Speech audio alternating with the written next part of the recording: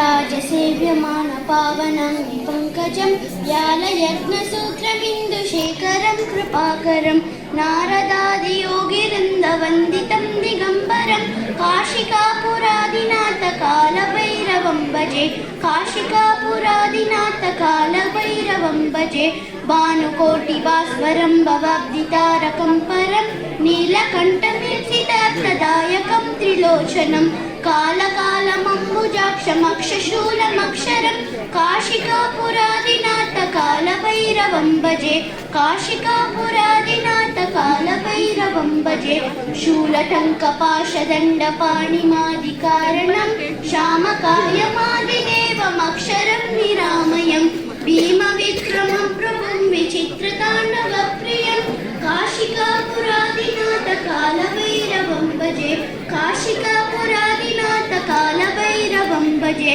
भुक्तिमुक्तिदायकं प्रशस्तचारुविग्रहं भक्तवत्सलं स्थिरं समस्तलोकविग्रहं निरिक्वणन्मनोज्ञहेमकिङ्किणीलसत्कटिं काशिकापुरादिनाथकालभैरवं भजे काशिकापुरादिनाथकालभैरवं भजे धर्मसेतुपालकं त्वधर्ममार्गनाशकं धर्मपाशमोचकं सुशर्मदायकं विभुं स्वर्णवर्णकेशपाशशोभिताङ्गनिर्मलं